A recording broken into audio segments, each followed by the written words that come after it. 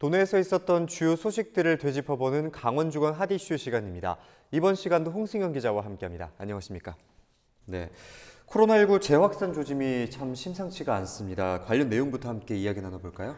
네, 서울 용산구 이태원을 중심으로 코로나19 지역 감염이 다시 확산되고 있습니다. 강원도도 긴장감이 높아지고 있는데요.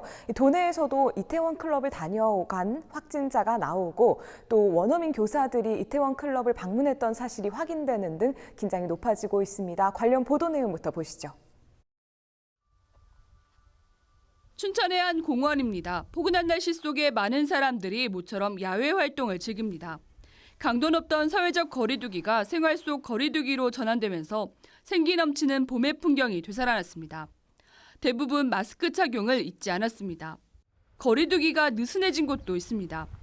점심시간 직장이 많은 도심에 인파가 몰립니다. 좁은 음식점에 손님이 쉼없이 들어가 1m 이상의 거리두기는 지킬 수 없어 보입니다. 동해안 등 주요 관광지에도 관광객의 발길이 이어지기 시작했습니다. 마스크를 쓰지 않은 사람도 적지 않게 눈에 띕니다. 강원도는 느슨해지는 생활 속 거리두기에 경각심을 높이고 지역 내 확산을 막기 위해 안심관광 특별대책을 추진합니다. 특히 음식점과 카페, 실내 관광지 등을 대상으로 발열 체크 의무업소를 운영합니다. 이 밖에도 매일 소독과 방역을 실천하는 강원 셀프 클린숍을 운영하는 등 방역과 위생 체계를 강화하고 있습니다. 네, 앞서 영상을 함께 보고 오셨습니다. 갈수록 긴장감이 점점 더 높아지고 있는데 우선 원주 확진자 이야기부터 나눠보겠습니다. 이태원에 다녀온 18세 대학생으로 확인이 됐죠?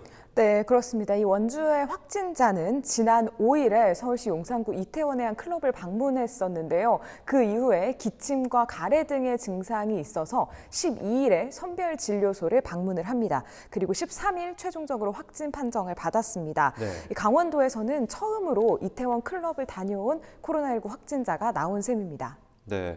그렇다면 지금 이 확진자가 원주에서 사람들이 좀 가장 많이 몰리는 중앙시장이나 버스터미널이 있는 단계동 등의 지역을 오간 것으로 확인이 됐는데 이렇게 되면 지역사회로의 감염 우려가 더욱더 커지지 않겠습니까? 네, 그렇습니다. 이 역학조사 결과 이 해당 남성 A씨라고 하죠. A씨가 클럽을 다녀온 뒤에 8일, 또 10일, 11일에 패스트푸드점 아르바이트를 했고요. 또 네. 12일에 선별진료소 검사를 끝낸 후에도 원주의 단계동 쪽 대형마트를 돌아다닌다든지 중앙시장 일대를 돌아다닌 것으로 확인이 됐습니다. 네. 이 환자는 우리가 흔히 일반적으로 코로나19 증상이라고 알고 있는 발열이 심하다든지 호흡곤란 등의 증상은 없었다고 알려져 있고요. 가벼운 두통과 기침, 가래는 있었다고는 하지만 네. 아무래도 이제 하루 유동 인구가 워낙 많고 이 무증상 감염이 있을 수 있기 때문에 지역 사회는 정말 말 그대로 비상에 걸렸습니다.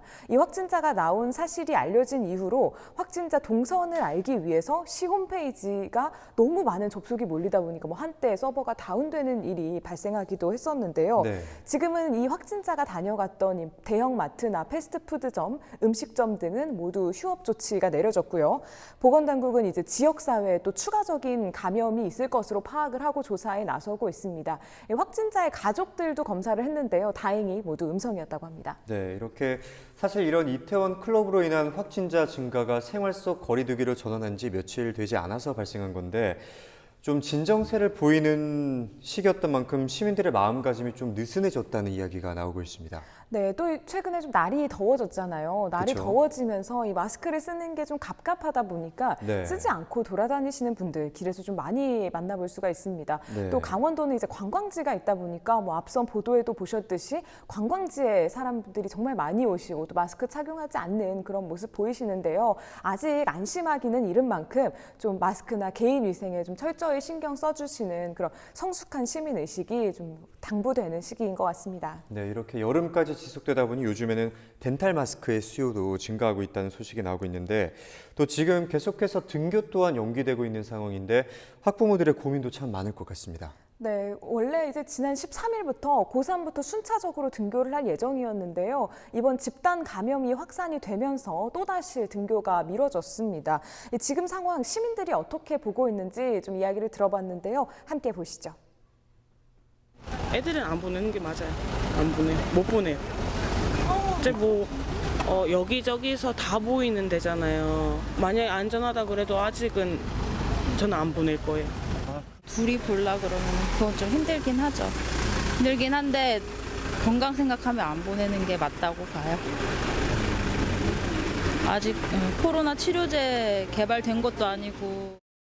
집에서 온라인 계약을 하기는 하는데 그 수업 시간에 맞춰서 이렇게 패턴이 돌아가야 되는데 아이들이 많이 흐트러지는 게 조금 걱정이 많이 돼요. 빨리 학교를 갔으면 좋겠어요.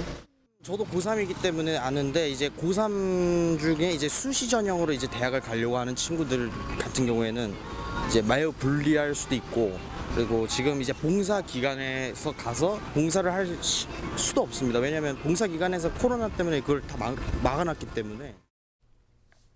네, 사실 면역력이 약한 학생들에게 걸리면은 그 상당히 더 치명적일 것으로 예상이 되는데, 사실 학교는 집단 생활이다 보니까 방역에 좀 보수적으로 접근해야 하는 게 맞긴 하는데요. 또 최근에 서울 이태원 클럽을 방문했다가 코로나19에 걸린 학원 강사로 인한 이 집단 감염도 나타났었다고요.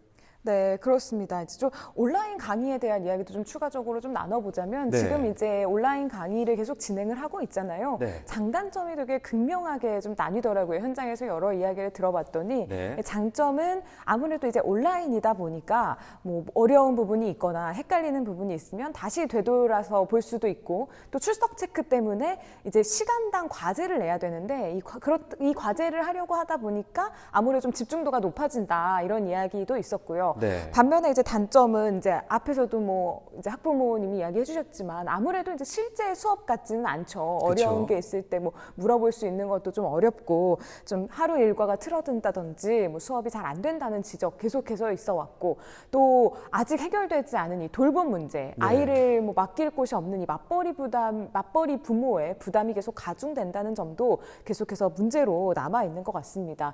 이 계약이 일단은 뭐 이제 하겠다고 빠른 시일 내에 이제 조속히 등교 계약을 하겠다고 했지만 연기될 가능성도 배제할 수는 없거든요. 네. 지금 교육부는 등교 연기에 따른 추가적인 대학 입학 일정 변경은 없겠다고 지금 밝힌 상황입니다. 네. 온라인 교육에 대해서 뭐 장단점이 있겠지만 또 유례없는 상황으로 인해서 시행착오도 있을 것 같은데요. 이번에는 코로나19가 우리 강원도에 끼치는 영향에 대한 이야기를 한번 나눠보도록 하겠습니다. 축제는 현재 어떻게 진행이 되고 있나요? 네, 이제 5월이면 원래 정말 축제의 계절이잖아요. 뭐 그쵸? 온갖 꽃 축제, 강원도 내에서도 여러 대표 축제들이 이제 개막을 앞두고 있었는데요. 이제 준비하던 축제들도 차질이 불가피하게 됐습니다. 보도 내용부터 보시고 함께 이야기를 나눠보겠습니다. 길거리를 가득 메운 사람들 사이로 시원한 물줄기가 쏟아집니다. 물총을 손에 든 사람들은 서로에게 물을 쏘며 즐거움을 만끽합니다. 해마다 춘천 마임축제 시작을 알렸던 아수라장 모습입니다. 당초 춘천 마임축제는 해외 공연팀을 제외하고 오는 24일 개막할 계획이었습니다. 하지만 코로나19가 재확산 조짐을 보이자 짧은 기간 사람들이 많이 모이는 축제 대신 작은 공연을 주기적으로 여는 쪽으로 방향을 바꿨습니다. 이를 온라인으로 중계하는 등의 방안도 검토 중입니다. 유네스코 인류 무형문화유산에 등재된 강릉 단오제는 아예 온라인 단오제를 열기로 했습니다. 단오제 백미인 길놀이는 물론 각종 단오굿과 민속 경기 등을 모두 온라인에서 만나볼 수 있도록 준비한다는 계획입니다. 시민들도 아쉽지만 재확산 조짐을 보이고 있는 코로나19를 막기 위해선 어쩔 수 없다는 반응입니다. 삼척 유채꽃 축제와 장매축제까지 취소되는 등 이번 달 열릴 예정이던 도내 문화행사 70개 가운데 50개가 취소되거나 연기됐습니다. 네, 앞서 보도 내용을 보고 오셨는데요. 축제에 차질이 생기는 것을 불가피할 것으로 보이는데요. 축제 진행 상황에 대해서 다시 한번 짚어주실까요? 네, 우선 이제 뭐 마임 축제 이야기를 해보자면요. 세계 3대 마임 축제이자 춘천을 대표하는 이 마임 축제, 원래 24일부터 해외 공연팀만 제외를 하고 네. 이제 정상적으로 개막을 할 계획이었습니다. 네. 그런데 이제 상황이 심각해지면서 올해는 개막을 취소하고 일정 조정에 지금 나서고 있습니다. 1989년에 이 춘천 마임 축제가 처음으로 시작이 됐는데 이 시작한 이래로 개막을 취소한 거는 32년 만에 처음 처음이라고 합니다. 또 이제 유네스코 인류 무형 문화유산인 강릉 단오제 다들 많이 아실 텐데 이 단오제 올해는 이제 온라인으로 열리게 됐습니다. 뭐 신주 빗기라든지 대관령 산신제, 단오제 등 이 지정 문화제는 관계자를 중심으로 이제 일반 사람들이 최대한 없도록 이제 최소화해서 진행이 되고요. 또 국사 여성 황사에서 열리는 이 단오굿은 온라인으로 좀 실황 중계를 할 예정입니다. 또 강릉 사투리 대회도 이제 단오제의 대표적인 볼거리 중에 하나인데 올해는 온라인으로 열린다고 합니다. 또 특히 올해는 이 코로나19 상황인 만큼 전염병 퇴치와 극복을 위해서 손님 굿을 좀 부각하기로 했다고 합니다. 네, 이 코로나19 상황으로 인해서 사람들이 몰리는 지역은 집단 감염이 우려되는 만큼 온라인으로 축제를 진행하는 경우도 상당히 많은데요. 사실 관광업이 주요 수입원인 지역 경제에는 타격이 클 수밖에 없겠습니다. 자연스럽게 긴급재난지원금 이야기로 이제 한번 넘어가 볼 텐데요. 지난주부터 정부 긴급재난지원금 지급이 시작됐습니다. 지난 주말부터는 요일에 관계없이 모두가 지급을 받을 수 있게 됐고 또 오프라인 신청도 가능하다고 하죠? 네, 그렇습니다. 이제 18일부터는 오프라인으로 신청도 가능하고 또 지역 상품권으로 신청하는 것도 가능해졌습니다. 이제 카드사와 연계된 은행 창구나 주소지 주민센터에 방문해서 이제 오프라인 신청을 하실 수도 있고요. 또 카드 충전금이 아니라 이제 앞에 제가 말한 것처럼 뭐 지역 상품권 또는 선불 카드로 받고 싶다 이런 주민분들도 이 시기에 함께 신청을 하시면 됩니다. 아무래도 이제 침체됐던 지역 경기가 이번에 긴급재난지원금으로 좀 활기를 띠지 않을까 이런 기대들을 지역에서는 하고 있는데요. 보도 내용부터 함께 보시죠. 긴급재난지원금이 지급된 첫날 오부제 신청 지침에 따라 우선 지난 11일 온라인 신청한 도내 약 4만 5천 가구에 300억 원가량이 지급됐습니다. 긴급재난지원금은 특별한 문제가 없으면 신청 후 이틀 안에 처리됩니다. 도내 75만 가구 전체에 지급이 완료되면 4천억 원이 넘는 돈이 지역에 풀릴 것으로 예상됩니다. 상인들은 이미 각 지자체에서 지급한 지원금을 사용하려는 시민들로 상경기가 조금씩 회복되고 있다며 긍정적인 반응입니다. 지자체들도 본격적으로 지역경제 살리기에 나섰습니다. 강원도는 13일 지역경제 살리기 캠페인을 펼치며 시민들에게 재난지원금을 적극적으로 사용해달라고 호소했습니다. 네, 이런 긴급재난지원금이 지역 경기에 마중물이 될 것으로 기대를 모으고 있는데 홍 기자도 받아서 쓰고 계시죠? 저도 신청해서 상당히 용이하게 쓰고 있는데 사용처에 대해서 한번 자세하게 짚어주실까요? 네, 우선 이 지원금은 3월 29일을 기준으로 자신이 사는 이 주소지에 광역지방자치단체 안에서만 사용이 가능합니다. 예를 들면 이제 저희 같은 경우는 강원도 내에서만 사용이 가능한 건데요. 카드로 지원금을 받는 경우에는 충전금은 뭐 저희도 써서 알겠지만 그냥 신용카드라 동일하게 편하게 쓰시면 됩니다. 사용처가 가맹점이라면은 카드 청구액에서 자동으로 이제 감면이 되는 시스템이고요. 또 포인트 적립이라든지 청구 할인 등 기존의 이 카드 혜택도 동일하게 받을 수 있습니다. 다만 이제 사용할 수 없는 사용처들에 대해서 좀 주의가 필요한데요. 뭐 대형 백화점이라든지 면세점이라든지 대형 전자 판매점 또 온라인 거래도 안 됩니다. 온라인 쇼핑몰, 뭐 유흥업소, 골프 연습장 등 이렇게 사용이 좀 제한되는 곳이 있으니까 유의를 하셔야겠고요. 또 중요한 것은 재난지원금은 8월 31일까지 모두 써야 하고 또 쓰지 못한 잔액은 전액 소멸된다는 점 잊지 마셔야겠습니다. 네. 재난지원금은 8월 31일까지만 사용하실 수 있다는 점을 유의하셔야 할 것 같고요. 또 이제 정부가 나눠주는 재난지원금 이외에 또 원주시나 또 지자체에서 나눠주는 자체지원금이 있잖아요. 그 부분에 대해서 한번 짚어보실까요? 네, 사실 이 정부가 나눠주는 것과 지자체가 나눠주는 것 이게 좀 약간 헷갈리실 수 있는데요. 뭐 결론부터 이야기하자면 별도입니다. 이제 원칙적으로는 3월 29일에 이제 주민등록표에 등재된 세대를 기준으로 하지만 세대 분리가 되어 있더라도 건강보험법상 피부양자로 등록된 배우자나 자녀는 한 가족으로 보기 때문에 정부 긴급재난지원금은 받을 수 있어도 그러니까 원주시 거는 받을 수가 있는 뭐 이런 좀 복잡한 상황이 있습니다. 그러니까 예를 좀 다 쉽게 예를 풀어서 들어보자면은 뭐 집이 춘천인데 부모님 춘천에 계신데 원주에서 대학을 다니는 이제 학생이다. 이런 경우에 건강보험법상은 부모님한테 들어가 있기 때문에 이 경우에는 집을 1인 가구로 인정이 되지 않는 그런 겁니다. 그러니까 이 학생 같은 경우 따로 살고 있지만 이제 1인 가구는 아닌 거죠. 네. 이런 경우에도 원주시의 재난지원금을 받을 수가 있습니다. 네. 이게 사실 지역별로 다 여건이 다르고 이렇게 좀 복잡하기 때문에 내가 좀 1인 가구인지 뭐 2인 가구인지 헷갈린다 이러시면은 근처에 이제 행정복지센터에 문의하시는 게 가장 좀 빠르다고 보시면 될 것 같습니다. 네, 그리고 이번에는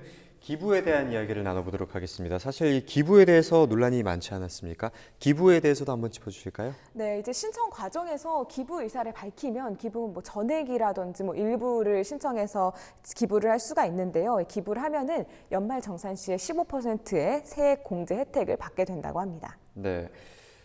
또 모쪼록 지역 경제 활성화에 도움이 됐으면 하는 바람이고요. 또 다음 이야기에 대해서 한번 나눠볼까요? 네, 이번에는 반환 미군기지 토양 오염 논란에 대해서 좀 짚어보겠습니다. 60년 만에 반환된 옛 미군기지 캠프롱 부지에 대한 본격적인 토양 오염 조사가 시작이 됐습니다. 그런데 최근에 춘천의 옛 미군기지인 캠프페이지에서도 상당한 양의 기름이 발견되면서 오염 정화가 좀 부실한 것이 아니냐 이런 논란이 일고 있는데요. 관련 보도 내용부터 보시죠. 춘천 캠프페이지에서 문화재 발굴 조사를 위해 중장비들이 3-4m 깊이로 땅을 파고 있습니다. 파낸 흙 중 일부는 검은색을 띠고 흙을 파낸 곳의 고인물에는 기름으로 추정되는 부유물이 떠 있습니다. 해당 부지의 흙을 입수해 분석한 환경 관련 학자들은 미생물이 번식하기 어려울 정도로 오염이 된 것으로 판단했습니다. 춘천시는 즉시 사실 확인에 나섰습니다. 지난 6일 해당 부지 토양에서 시료를 채취해 강원도 보건환경연구원에 오염도 측정을 의뢰했습니다. 또 당시 오염 정화를 진행한 한국농어촌공사도 오염도 측정에 나섰습니다. 분석 결과는 2주 후쯤 나올 예정입니다. 지난 2009년부터 2012년까지 캠프페이지 오염 정화를 시행한 국방부와 한국농어촌공사는 8일 현장 검증을 진행했습니다. 네, 함께 보도 내용 보고 오셨는데요. 어떤 내용인지 한번 짚어주실까요? 네, 우선 2012년에 환경 오염 정화를 위해서 춘천시 근화동의 옛 캠프페이지 부지에서 대규모 기름층이 발견이 됐습니다. 환경 오염 정화를 마친 곳에서 이제 지금 발견이 된 건데요. 네. 문화재 발굴 조사를 위해서 땅을 팠는데 이 과정에서 폐기해름으로 보이는 기름띠가 발견이 됐고 악취까지 났다고 해요. 원래 이 부지가 국방부가 2009년부터 11년까지 한국농어촌공사에 의뢰해서 이 오염 정화 작업을 벌였던 곳인데 네. 2012년에 이제 그 춘천시가 완료됐다 이 보고서를 받고 시민 복합 공원을 조성하려는 곳이었습니다. 네. 근데 이 과정에서 최근에 상당량의 기름층이 발견이 되면서 정화 작업이 좀 부실했던 것이 아니냐 이런 논란들이 다시 일고 있는 상황입니다. 네. 오염 정화 작업이 부실했던 것 아니냐 하는 논란이 일고 있는데 이 춘천 지역의 캠프페이지에서 이런 정화 논란이 일면서 또 작년 12월에 반환받았던 원주시 캠프롱이 또 주목을 받고 있죠. 네, 이것도 이제 과거에 환경부 조사 등을 통해서 토양 오염이 심각한 수준이다 이런 것들이 좀 확인이 됐는데요. 지난 12월 말씀하신 대로 이제 미군으로부터 부지를 반환받은 후에 처음으로 국방부가 토지 오염, 토양 오염 조사에 들어갔습니다. 네. 지난 7일 토양 오염 조사의 첫 단계인 시료 채취 작업이 진행이 됐고요. 춘천 캠프페이지와 달리 시료 채취 등 조사 과정을 좀 투명하게 진행을 하겠다고 시민들에게도 참관 기회를 제공을 했습니다. 네. 좀 아무래도 이제 현장에 있던 국방부 관계자는 시료 채취뿐 아니라 정화 작업의 모든 과정을 시민들에게 공개를 하겠다고 밝힌 상황입니다. 네, 뭐 캠프페이지 말고도 그 주변 지역에도 기름띠가 나온다고 하는 소식도 나오는 거 보니까 참 우리 생활과 밀접한 만큼 민감할 수밖에 없을 것 같은데요.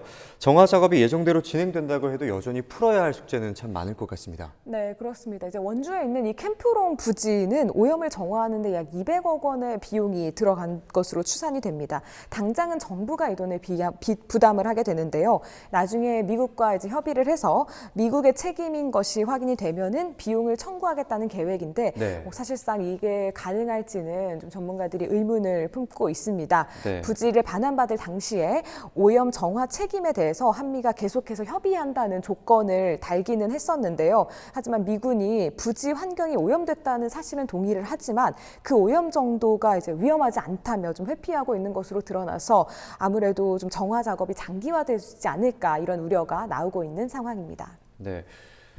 춘천 캠프페이지는 시민복합공원으로 또 원주 캠프롱은 문화체육공원으로 조성할 계획이었는데요.